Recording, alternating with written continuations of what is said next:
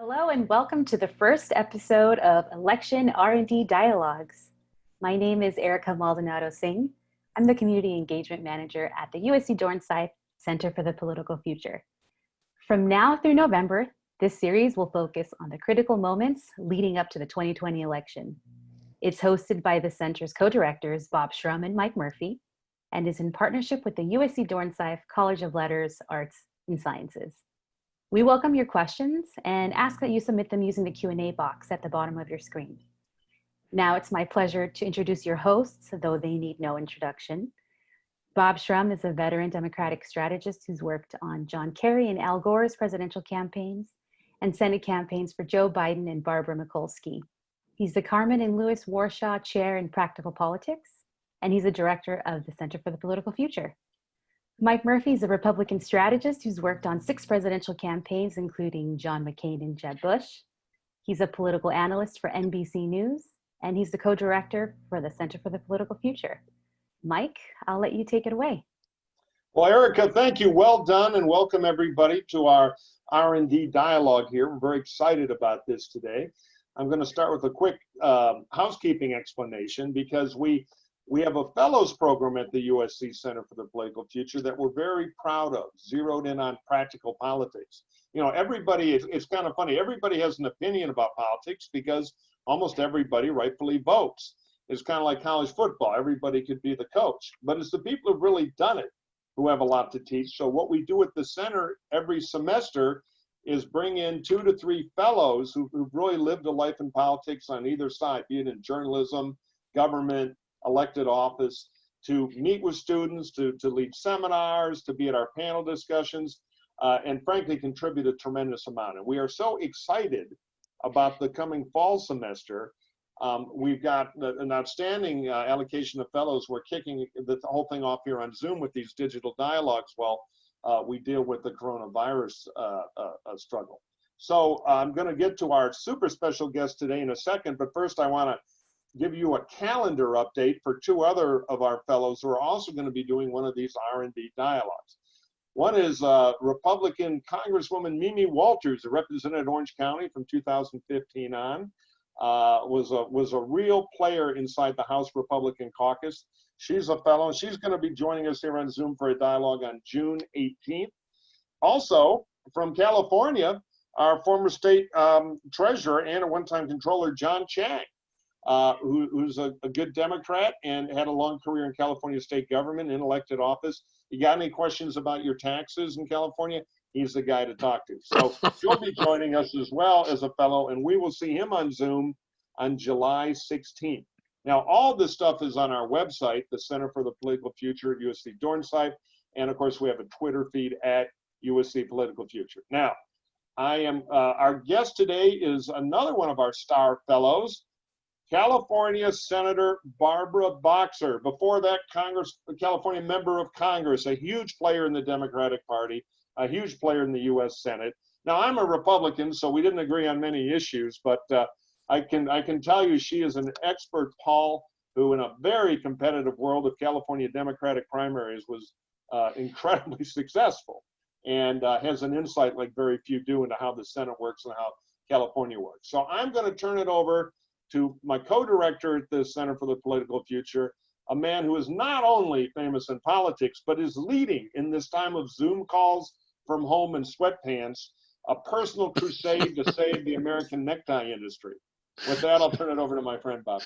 Well, somebody has to look like a Republican, so that's why I have the necktie on. I'm really honored that Barbara Boxer has agreed to be a fellow, and honored that she's joining us today for the first of these conversations. And I want to talk as we go along, and I think Mike does too, about the state of the 2020 campaign. But first, I'd like to ask Senator Boxer if she could reflect on her journey from being on the County Board of Supervisors to being a member of Congress, who actually quite famously walked over from the House floor to the Senate during the Anita Hill controversy to express her solidarity, to becoming a historic figure in 1992, the year of the woman, when so many women were elected to the United States Senate. Could you tell us a little bit about that journey and whether at the beginning of the time you started running for the Board of Supervisors, you thought someday you might end up being one of the most powerful senators in the country? Well, thanks for that question.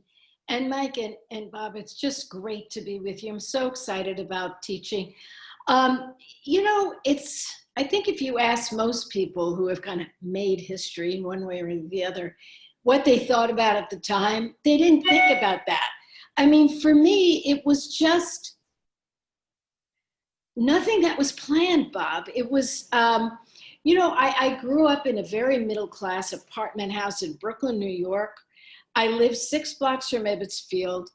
I had a wonderful childhood, very modest, super modest. And in those years, because I was born in 1940, so I'm OLD, in those years, there were no hopes that a woman could ever go into politics. Are you kidding? I remember my mother said when I was growing up, she said, there's one woman in the US Senate and she's so interesting, you know, like, whoa. Of course, it was Margaret Chase Smith. And my mother said, you know, she smokes these little cigars and she's really different. And I didn't think much about it. So the long story short is, I got into politics. It was accidental. The Vietnam War started. I was a young mother, young kids. I thought it would never end. It felt like it would never end. It went on. And I said, what kind of world is this? And then the environment came up as an issue and women's rights. So I ran for my first office in 1972, the first time I ever lost. It was very, very close. I ran up against a very nice incumbent, lovely guy. And I didn't give up because I read a Ms. Magazine article that said, women take it too personally. You know, Richard Nixon lost these many times, and Abe Lincoln lost these many times, and women take it too personally. Don't give up. So I thought, well, I'll give it another shot. So then I won 11 straight times, never dreaming I'd wind up in the US Senate. But to sum it up, it was truly, I was a person that was taken with issues that just touched my heart. And I thought, even if I can't win, and nobody gave me a chance in hell of winning the Senate race. Believe me, you remember Mel Levine, Leo McCarthy ran. They were lovely, wonderful candidates. And I got there. So that's the story. What was it like when you arrived? Oh, it was. I mean, Barbara Mikulski was the first Democratic woman ever elected to the Senate on her own, and discovered when she got there that there was no bathroom for women senators, and went to George Mitchell and said, where's the bathroom? He said, use the spouse's bathroom on the 3rd floor. And pretty soon, Barbara being Barbara, there was actually a woman's room. Well, I have to tell you, first of all, thank you for helping Barbara get elected. She was my mentor and best friend. And I just talked to her a few days ago, by the by, checking in on her. She's doing great, and she's working at Johns Hopkins, and she loves it. She said, this is my second act. But be that as it may, Barbara was one of my mentors. And before I decided to run, I went to her. You'll appreciate this. Because as you say, she was the first woman elected in her own right, Democrat.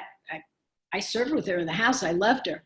So I said, what should I do? I could stay in the House forever. I'm in a safe district. The chances of my winning this race are slim to none, but I have to get out of the House. I can't take Newt Gingrich's leadership. It's so mean. I don't want to be part of it. And she looked at me and she says, you know, Barbara, and this is good for the students to know, she said, you could stay in that House for 30 years and never get anywhere. She said, if you get to the Senate just as a freshman senator, you could stop a bill from moving forward. You could, you know, use all the rules of the rule book. Tell me about the race. I said, well, I'm running against 2 guys who were wonderful. She said, I ran against 2 guys who were wonderful. One of them was Mike Barnes. And she said, guess what happened? The guys were fighting each other, and I came right up through the middle while no one was looking. And that's exactly what I did. I was an asterisk in the polls. And our students should know this, how you never know how it's going to turn out when you start. So those 2 were fighting each other. Leo McCarthy and Mel Levine, both beautiful, would have made great senators. And meanwhile, Anita Hill happened. And the whole country looked at the Senate and they said, where are the women? Well, there were only two. There wasn't a person of color, for example, on the Judiciary Committee that was dealing with Anita Hill and Clarence Thomas. No women, and I won. And I give credit to, I really am a humble person in the sense that I was a good candidate, but it was the fact that everyone looked at the Senate and said, we need more women. So they trusted me and they elected me. Mike? I'm a little curious because, you know, people who haven't really worked in politics often kind of combine everything in DC. You were in the House and then in the Senate, and beyond what Barbara was telling you about, kind of as a senator, you have the power to stop a lot. What's the culture like in the House versus the Senate? Because people don't know this, but there is very different, and it's been changing. You saw it change during your political career. I'd love your kind of take on that. Well, I love the House. It was, when I got in there, it was so bipartisan. And it was Tip O'Neill and Bob Michel, right? And they would talk to each other and just, no surprises, no antagonism, a lot of love there. And where the differences were. And no one was demonized for thinking of it differently. But it was the kind of time where Tip O'Neill would come up if he needed a vote and he'd say to me, well, do you think you could vote for XYZ? And I said, oh God, that just goes against my district. They don't want to spend that much on defense, and they want to see, you know, more, they want to see more focus on the soft power of diplomacy. And he'd say, well, if I don't need you, I'll let you go. And then he'd go over to Bob Michel and he'd say, do you got anybody for me? That's how it worked. And it was sweet. And, you know, we had a bipartisan group that used to go out to dinner and included John Kasich in it. It was beautiful. But then it started to change, quite honestly, Mike. And you went through the changes, and Bob Shrum knows about the changes. And suddenly, and I'm saying Newt Gingrich because he really led the charge in that direction, it was the politics of personal destruction. And I saw people get destroyed. I saw Tony Coelho get destroyed. I saw Jim Wright get destroyed. And then Newt Gingrich got destroyed. It's so crazy. And I didn't like the feel of it. And the House began to lose this camaraderie. And they used words like Democrats were unpatriotic and all of this kind of stuff. It wasn't for me anymore. And that's took me to Barbara, and Barbara encouraging me. When I got to the Senate was so much nicer than it is today. Again, you had moderate Democrats, you had liberal Democrats, you had moderate Republicans, conservative, but all of it was such good camaraderie. And that's, unfortunately, it started to change when I left. And anyhow, you're really good at analyzing why, but that's my story. And that's what it was like. I served in the golden age of the House and a little bit of the golden age of the Senate with Ted Kennedy and Orrin Hatch working together on healthcare, John McCain. You know, I was fortunate. Go ahead, Mike. Follow up quickly. What surprised you the most when you got to the Senate? You know, Dole used to always tell the great joke about being a young member of the House. He got there and looked around at all the statues and everything. How did a hayseed like me from Russell, Kansas ever get here? And 2 days later, it was like, how did these clowns all get here? So what was the biggest surprise in the Senate when you made the transition? Well, the trend, it's so interesting because there's so many more members of the House, 435. And here you go into the Senate, there's 100 people. And it changes the dynamic. And pretty soon you recognize if you can't get 60 votes, you're nothing. You go nowhere. Now in the House, all you had to do is convince the leader, in this case now it's Nancy, if you want something, you don't really need to go get anybody on the others. It's sad. But now when I got to the Senate, I recognized this. And so it really made me open up my eyes to more diversity of thought. I also realized very quickly how much power an individual senator does have. I mean, when you could stop the Senate from adjourning, just that alone is a lot of power. And it gives you well, why, Barbara? What is it? Well, I demand a vote on X, Y, Z. And so for all of its difficulties, and I I mean, the minute I got there, we had the Bob Packwood situation. So that got me crossways with Dole. He thought I was very partisan. I wasn't. I just could not see how we could keep a senator there who 21 women said had abused them. So it got me crosswise with McConnell. It got me, so yeah, I have my issues. But in general, it opened up, it made me a better person. I mean, it just made me see things from different people's eyes, even people in my own party. Whereas in the House, you sort of stick with the folks who have similar views, and it was a nice atmosphere. If you needed someone else, you reached out. But here, you had to reach out, and you had to build those coalitions. Let's talk a little bit, since you just referred to the polarization that's overtaken the Senate and the House for that matter. Let's talk a little bit about the most polarized presidential campaign of our lifetimes, and that's the pandemic election of 2020. How different is this race going to be because of the pandemic? Trump is dominant right now in terms of the news, and Biden is being accused by the Trump campaign of hiding in his basement. What's really happening in your view in this race? Well, what's happening is that all eyes are on the incumbent president. We are hurting. I'm close to tears when I think about how much we're hurting, and the people who have lost family members, and a president who, in my view, has no compassion. And I just think this president is different than any other. He's on the dark side. He's not. I almost lose words, which is ridiculous for a former senator, but I think all eyes are on him because he is the leader who's supposed to pull us out of this hurtful time. He doesn't seem to have the span of attention to deal with the realities. He is giving mixed messages. He's got his CDC on the one hand, talking about how we have to social distance and protect each other. And then he doesn't seem to care. It's stunning. I don't think I've never seen a presidency like this. I served with 5 presidents, Mike and Bob. I had 3 Republicans, starting with Ronald Reagan, and 2 Democrats. And listen, I didn't agree with many of them, on both sides, many times, truly. And certainly I had my run-ins with Ronald Reagan when I was in the House, because he said, you see one tree, you've seen them all. Well, to an environmentalist, so no, they're all important. Then he tried to cut out the endowment for the arts. No, we need to support culture. And, there was so many, but here's the thing about Ronald Reagan. When you beat him in the House, and we did on a lot of these issues, and he wouldn't say the word AIDS and all of these things. When we did beat him, when I say that we beat him, I mean the Congress just said, no, he backed off. He said, all right, I fought the battle, and he moved on.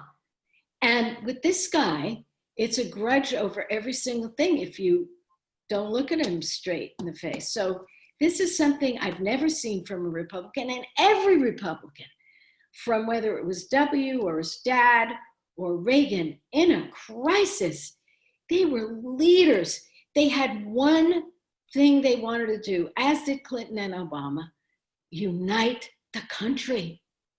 That's what their job is. Unite the country so we are strong, so we can beat back the foe. Whoever the foe was, whether it was the terrorists or whether it was a disease or poverty. And I have never seen a more divisive situation. So I think he can say Joe's in the basement all he wants, and Joe's going to come out of the basement. I guarantee you that. But I think it's shining the spotlight on Trump right now is what ought to happen, because we're testing him in a time of crisis. And he's the worst president, I think, in history. Maybe not in history, in my lifetime. I'll go within history. I think James Buchanan can now rest easy. He's no longer the worst president in American history. Well, you're the historian. I don't want to look like I know every president. Mike? Yeah, look, hey, I'm a conservative about a country. I've hated Trump since '93 when I was working for Christine Todd Whitman, who I helped get elected governor of New Jersey for 2 terms, and he was running around Atlantic City, and we didn't have a sanitation truck large enough to handle his problems. But I look at this campaign, and Joe Biden has the biggest asset you can have in American politics in this moment. He's not Donald Trump. The Right. numbers are pretty clear. The country wants to fire Donald Trump. That said, out here in communist Los Angeles, where I now live and pay exorbitant taxes, I hang around with a lot of Democratic friends. And I'm always amazed at how the Republicans, to rip off John Stuart Mill, are kind of often the stupid campaign, but the Democrats are often the neurotic campaign. And like morale for the side that's sitting on the good numbers and the good opportunity is low, at least in the intelligentsia donor type people. So I would ask you, as a practical politician who's had your name on the ballot many times here in California, what would you say to these nervous Democrats who think that the Democrats are going to screw up the election because Trump has magic powers to hypnotize red state America and is going to pull off this big upset? Well, what I would say, first of all, Los Angeles is not communist. I knew you wouldn't let me get away with that one. Go ahead. They're not there in any way. But what I tell donors, because I'm involved in helping Joe while I can, is Joe is really the perfect candidate for our times. We need a healer. We need someone who understands what it is to be cut down from tragedy and come back in your personal life, in your political life. He just watching him yesterday speak to people who have lost family members and friends from COVID. He knows what he's saying, and we need a healer right now. So number one, we have a good candidate. We also have a candidate who appeals to those tough swing states we need to win. So I think they need to understand that we have it all in place. I also think, to Bernie's credit, which I did not give him the last time, it really appears that Bernie is working hard to unite the party and bringing his people to do that. They know what the stakes are. So look, no election is guaranteed. I can't tell you what could happen. Anything can happen. We don't know what voter suppression is going to happen. We can't predict it, but we have a tremendous opportunity to win. Mike, I do agree with you. I know you're a Republican, and thank you for Christy Todd Whitman, whom I work with very well. I know that you sometimes think we Democrats can mess it up, and we do. We can do that. But I honestly think we're going to be okay. Now, the reason look, this is a tough time right now.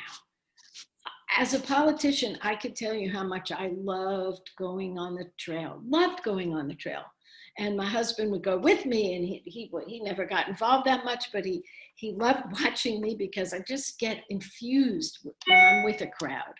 It's a certain thing that happens, a chemistry.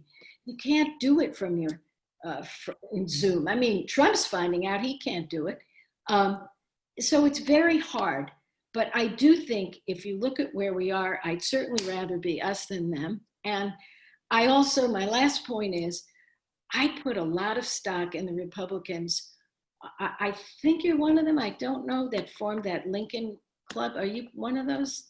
No, I'm doing something else, but we're all on the same side. But I want to take a minute here, because I have some Democratic friends who say, don't trust anybody who said they're for Joe and if they've been for someone else. That's wrong. It's so hard to step out against your own party. I know that. And I am so grateful. And from day one of Trump, when I started to see how it was going, how he would lie every day and over again, and the size of the crowd and this and all these things, and going after Barack and crazy stuff. When I realized how crazy it was, I said at the time, I think on MSNBC or somewhere, the answer is going to be how many Republicans step out and are brave enough to say no. And I admire those of you who have done this. And I know it's not forever, but it's so welcome and so critical and so hard. And I only wish some more of my colleagues in the Senate, my former colleagues, had the courage to do it. But unfortunately, they don't seem to. Anyway, that's off on a sidetrack. So Trump, I think, he certainly can't run on how he's handled COVID-19, although he keeps putting out tweets congratulating himself that only 100,000 people are dead or only 150,000 are going to die. He was going to try to run on the economy, even though he really actually inherited it. He didn't forge it. And that looks like a pretty iffy proposition right now. There are some people who think we'll have a big recovery in the third quarter or in the fourth quarter. If we don't start recovering till the fourth quarter, voters are already going to have made up their minds about the economy. So what the Trump campaign seems to me to be doing is taking every piece of dirt they can find or invent about Joe Biden and throwing it up against the wall and seeing if something will stick. How do you think Biden ought to handle that? Well, that's the oldest trick in the book.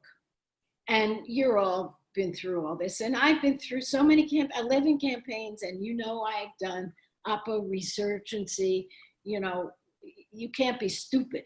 Joe's not stupid. He's smart when it comes to politics. So they know what they have. And the people see, what is going on. So if your question is what do, is they fight back with fire. Fight back with fire. And they got enough fire. I don't care where this goes.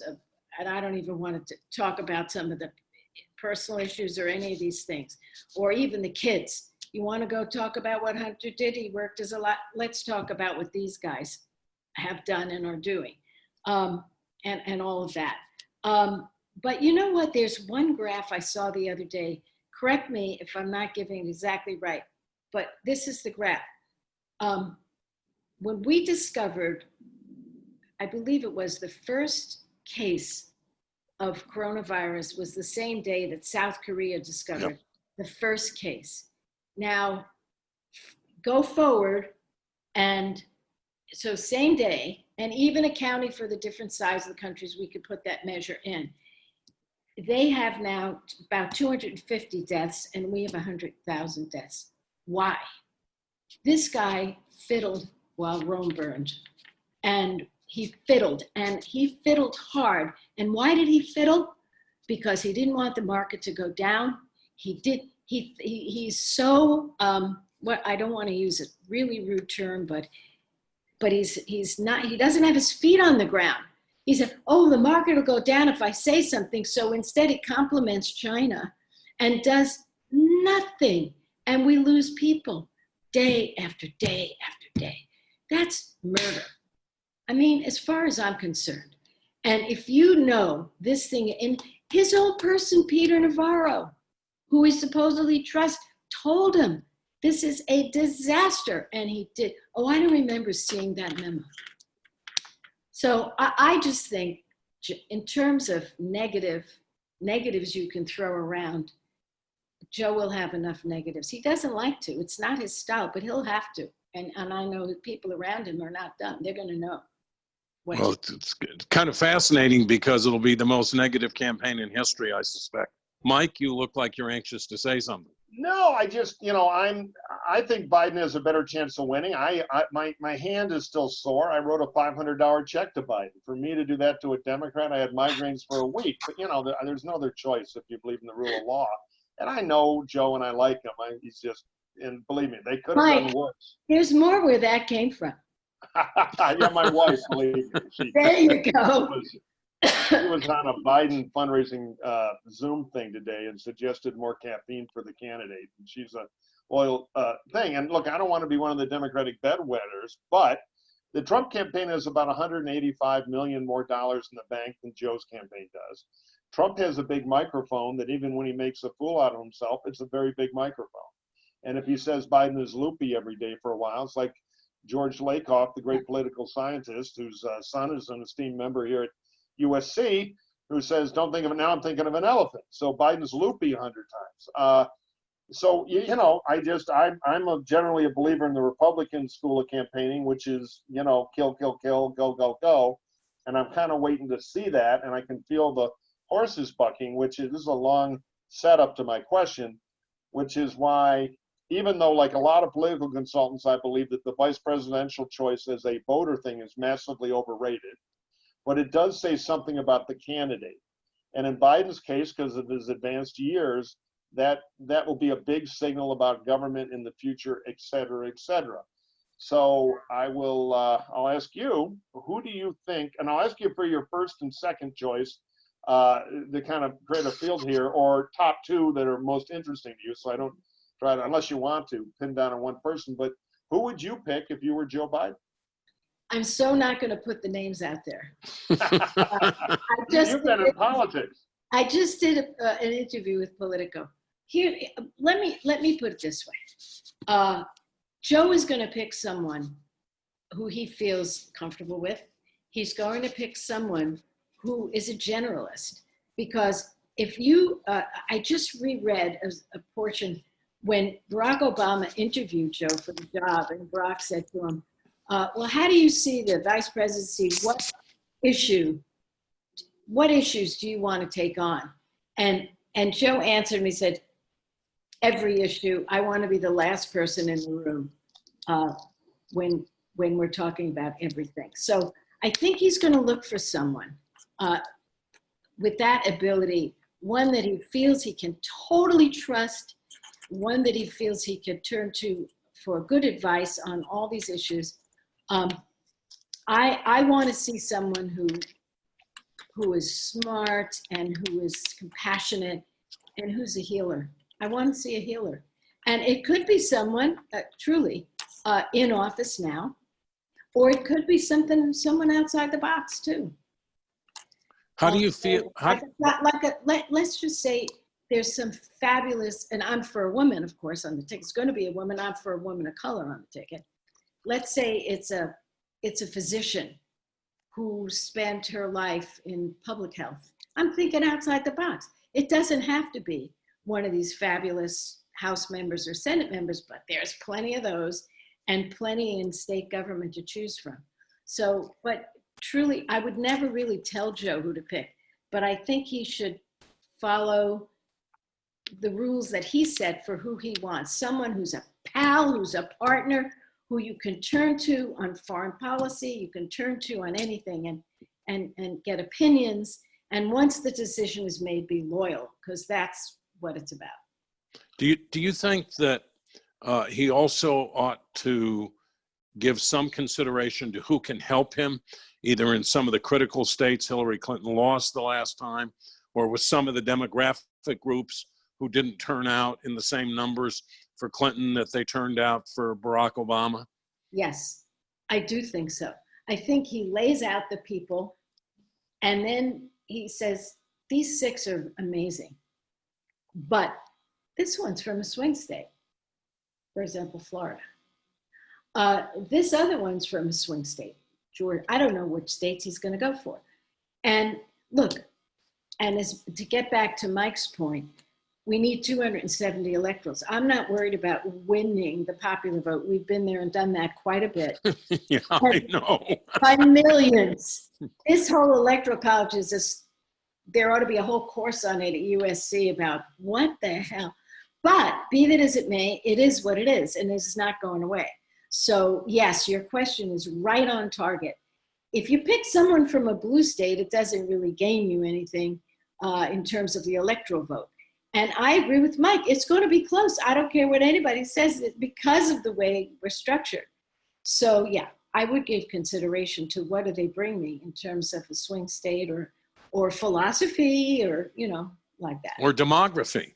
Or might be demography. Well, I mean, you know. I think a woman of color will excite a lot of voters who didn't really turn out in enough numbers. And I hope he does choose a woman of color. We'll see. Do you think it was a mistake? Go ahead, Mike.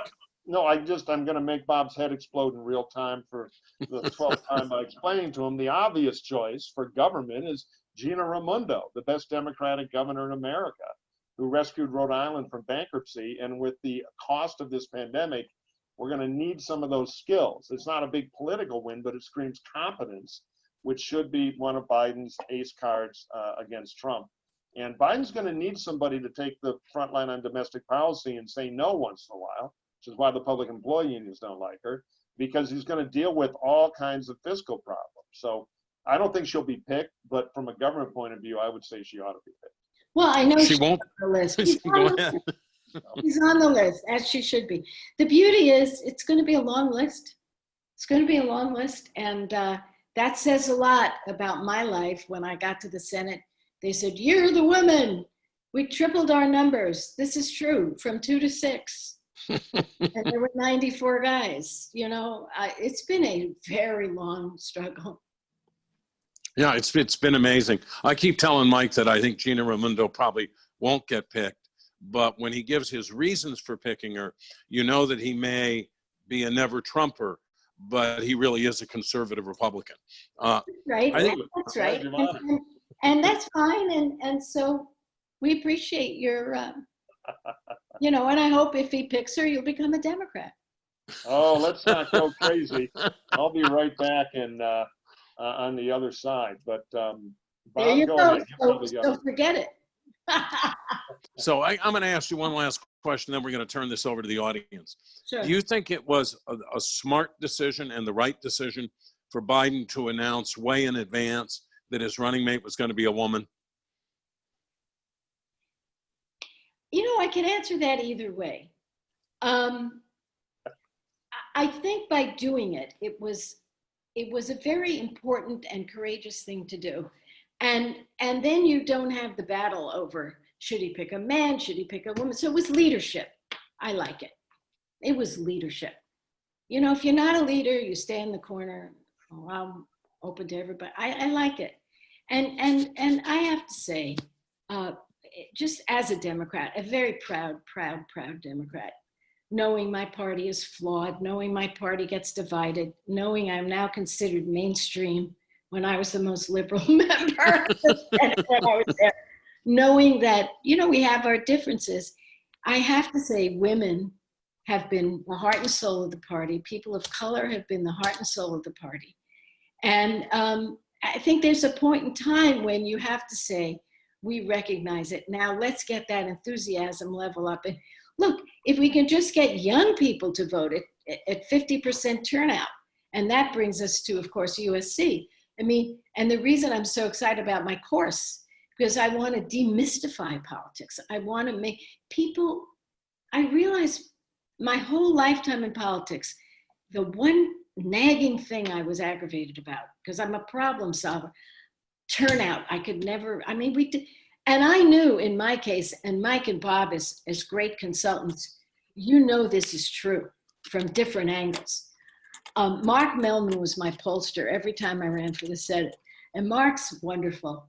I loved his numbers. So anyway, Mark would say, I have good news. Every campaign I ran, the 4, statewide, he said, I have good news and bad news. Can we meet? So, okay, you know, what's the good news? Well, the good news is in a high turnout, you win. I said, oh, great. He said, but here's the not so good news. In a medium-sized turnout, it's too close to call. And in a small turnout, you're gone. And so that is a very important point. You know, what is Trump's goal? To keep people home, divide us, suppress. It's so sad. And our goal is to go for the biggest turnout possible. And I think a woman of color would give that excitement, assuming it's a great pick, which I'm hoping it will be. Yeah, it's funny. I did a lot of races with Mark, and one of his great virtues is he never sugarcoats the results. He always tells you exactly what's going on, and you can get exasperated at times. How is this going to end up? But it's very, I mean, he's a very, very professional and very insightful pollster. Mike, you have anything else? And then we're going to turn this over to questions. Mel's been a good friend of mine for, 25 years. We started together, even though we were in different parties. when he came out of the Yale Political Science Department. But I want to press you one click on the woman of color idea. Very popular inside the Democratic Party, where identity is a big part of defining the coalition. But you're running against a racist with Donald Trump. Why take risks that you might energize one constituency, which is already pretty energized against Donald Trump, and quite energized for Joe Biden? He beat two African-American candidates who couldn't even survive the prelims. They had so little African-American voter support. So why is that not something Trump would like? Because then he can go make the campaign about slave reparations and things like that, and move the focus from firing Donald Trump to what's wrong with the Democratic ticket. I think there's a lot of risk in that move. But what do you think? First of all, Trump's going to do that anyway, whether there's a African American. He's a racist, and the racists are not voting Democratic. So I'm not standing in the corner about that one. And, you know, it is time for our nation to heal, Michael. It is. And look, he's got to pick a great person. Barack Obama won because he was a great candidate. You got to find someone like that. And that's the hard part. And yeah, I think, but you're making another strong point, which is that Joe already does very, very well with African Americans. He doesn't do as well with Latinos. And Hillary Clinton, they loved her, but they didn't vote for her. Look, it's a conundrum. So when I find myself in a conundrum, or Mike might be right, or Bob might be right, or maybe Mike got his right, I say do the right thing. Do the right thing. Try to heal the nation. You know, I have to say, you know, I get the chills when I say it. We are hurting. We are hurting. People don't have jobs. They're lining up to get food. And this guy in the Oval, whoever is the vice presidential candidate, he does nothing about any of it. He's hurting the country by the day. He goes to a launch of a rocket on the day that we went over 100,000 dead, doesn't say a darn thing about it. And I'm just saying, and I'm pretty pragmatic. I think Joe will find someone who's really good. And I think we'll heal the nation. And I think we'll make this. But keep your eye on the 270. One final point, you two genius consultants, I say that seriously, you are. You're beautiful. I mean, I trust either of you with my campaigns. You know that it's all about 270. And so everything we do to get to that 270, and you know, one of the criticisms I had of Hillary's campaign is they kept saying, we can make the map bigger. We can make the map bigger. So what did they do? They went to states where, you know, we didn't need them. And by the way, at the end of the day, didn't win them.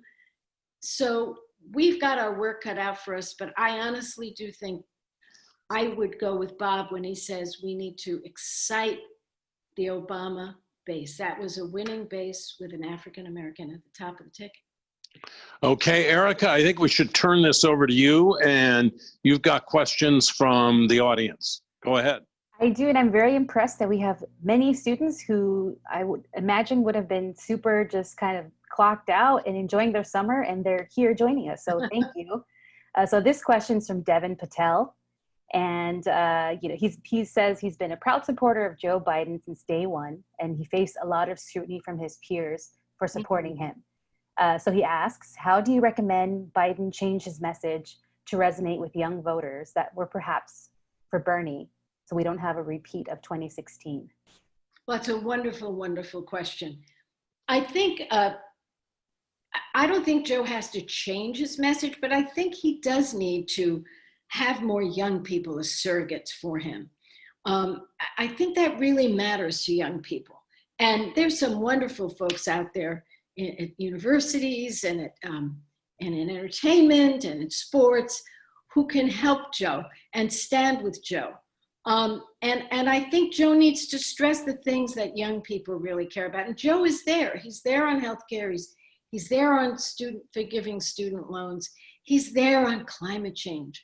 So I think it's good. And by the way, I don't know what Mike and Bob think about this, but certain Bernie people are simply not going to, excuse me, my husband just came back from playing golf. Certain Bernie people are never going to be never going to be for Joe. And I don't think we should waste a hell of a lot of time on them. Some of them are going to go bye-bye. So if you know, they just are going to sit home or go for some other candidate, we need to get new people, new young people. Yeah, I agree totally. I mean, one of the problems with politics is the media always looks for conflict. So a few loud Bernie people are defined as all Bernie people. Well, Joe's best, economic group, best voter group where people are participating in Democratic primaries. He's going to do 95% of it. And if you look at young voters, his numbers are pretty good and they can get better, and Trump is a focusing problem. So he's got to win the battle with Trump to define why Trump needs to be fired, which isn't the hardest thing to do this year because that's where the country already is. I do think there's some style points, and I agree with what you said about that, but this is the kind of thing they can overreact to by a vocal very few. And I think they need to be careful about it. The biggest risk Biden has, if you focus group if the people identify Democrat and identify anti-Trump and ask them to complain about Biden, if they're young, they will say corporate Democrat. And I'll bet our questioner has heard that from his or her peers. But, one of the little things that old Pauls like the three of us have learned is when you're counting votes, a happy vote doesn't count more than an okay, best choice vote. Right. And so, I used to run Republican governor races in blue states like Michigan, Wisconsin, and Pennsylvania. And one of our little secrets was we would often make the Republicans a little bit unhappy, but we still got their votes to get a lot of other votes. Because if you make the Republicans really happy in a swing state, you're going to lose. And that's the art of politics. And base voters don't always understand that. So smile, be nice, give them something, but understand, like we used to say in Latin American campaigns, like you have a choice, amigo, you want Trump? And I think things will work out for Joe. Erica? So I want to highlight another student question. This one's from Michelle Phillip. She says, I hear President Trump is the worst president in American history fairly often. Can you point to a few specific policies of his that you believe earned this title? And I think you all can weigh in on this one.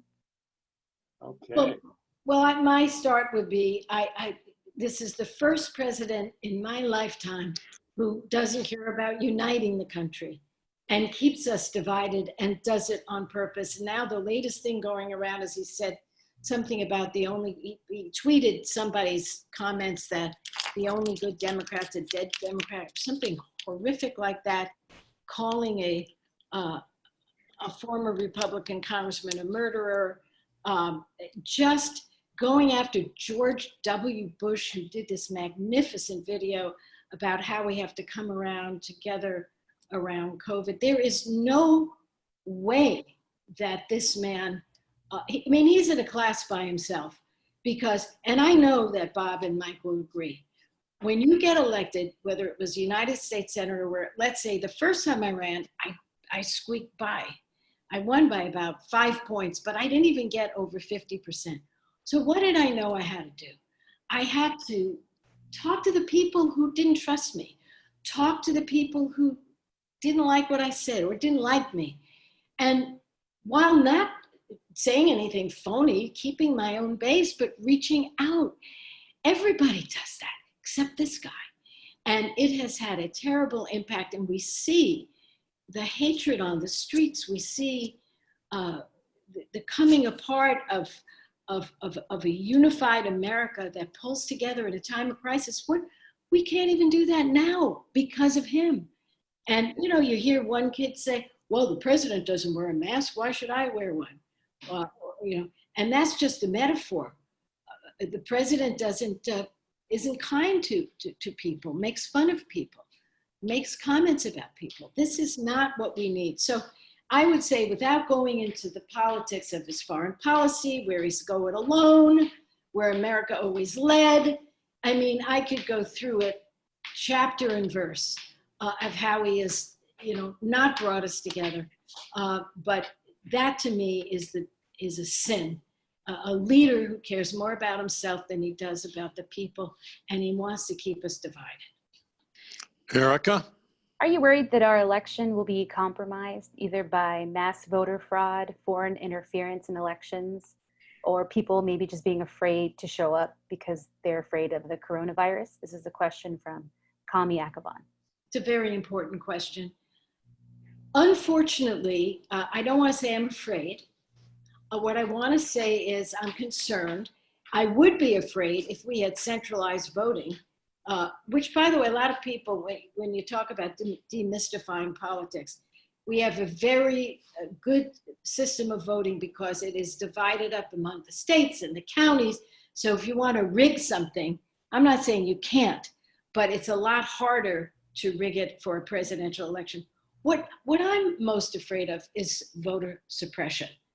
And it could be done by souring people. You know, the Russian bots did that. We're going to see more of the same. You know, making people say, I can't stand it. They're all bad. You know, Mike says, oh, they're a corporate Democrat. And then the other guys go, oh, no, they're socialists. You know, you get it from all sides. And I like corporate Democrats, by the way. Well, I'm fine with it. Yeah, but thank you. How many Republicans can you get us on that one? Not that many. But the point I want, privately all of them, publicly none. well, right. The point I want to make is that I think voter suppression is a goal of the Trump people. I do. And I think we're going to see it by making it tougher to vote. Imagine saying that vote by mail is bad. I want to put something on the record. Every time I ran, the vote by mail was done first. It got the count. I got killed. Right. Republicans vote by mail so much better than Democrats vote by mail. So and Republicans just took a seat in California, tough election in Orange County because it was vote by mail and they were way, way better organized. So all this stuff is ridiculous in terms of making it, making it sound like we're going to be making all this stuff to scare people about vote by mail when it's the right thing to do. So yeah, I'm concerned. I'm not afraid at this point, but I'm concerned. Yeah, I'll just give you an amen on that vote by mail thing. Those of us who worked in the party for 30 years, we love vote by mail. It was invented here by the California Republicans, and then back in the day when we were viable in this state, it was very powerful. So the whole idea I don't think Trump understands what vote by mail is. I think he thinks it's some universal suffrage thing, and a few of the dregs around him have got him worked up about it. But the truth is, one, because of a pandemic, if you're for voting, a fundamental American value, you have to be, if you believe in our democracy, you have to be for vote by mail. And the Republican Party has nothing to fear from. JFK carried California on election night in 1960. Then as they counted the vote by mail ballots, his lead became a deficit of about 30,000 votes, and he lost the state. Erica? Senator Boxer, if you were still in the Senate, what would you want to see in a future economic relief package to help Americans through this pandemic? That's a question from Harry Burke. Oh boy, that's a great question. If I were to sit down and write a bill, I think the way I would approach this economy is a couple of ways. How do you keep people afloat until we know we're going to turn the corner? So what's the best way? And I know Republicans and Democrats have been trying to do it in a little bit obtuse ways. I think there are better ways to do it, but I don't know exactly what I'd come down to, but I would say, what's the best way to keep people afloat? It's like we're in a ship, it's taking water on, it's called America, and we're going down, but we have to not sink. And that is absolutely critical. And then the second thing I would do, I would have a national service program. The time is ripe. John McCain, I worked with him on it. We never got it through. National service. So right away, you have this fabulous new program. So you take a lot of people right now out of the workforce doing important things, helping senior citizens, helping nursing homes, working in schools, helping with things like this, where we're doing wonderful programs with the new technologies, so many things. And then I'd have an infrastructure program. I would. And I know all these things cost money, but I also know we will come back from this We will. That's the one thing I agree with Trump when he says we're going to come back. Yes, we will come back, but we better do the right things. Small business is key. Let's make sure those programs are really working for the true small business. So to sum it up, I'd have an infrastructure program.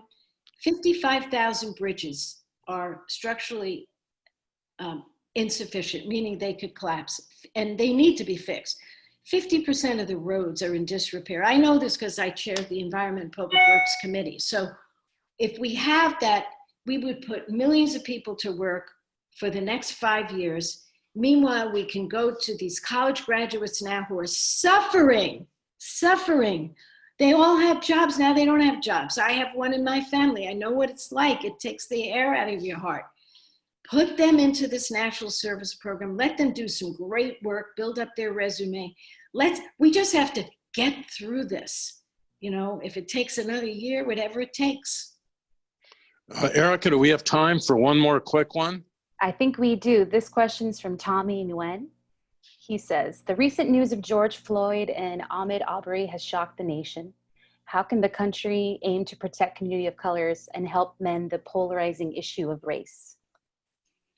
Well, I said to my husband the last few nights, every time the video comes up of the officer killing this gentleman, I watched it once. I cannot watch it. The pain in watching someone die slowly when people are saying he's dying, but they're too afraid of this officer. What's the officer going to do? Pull a gun on them?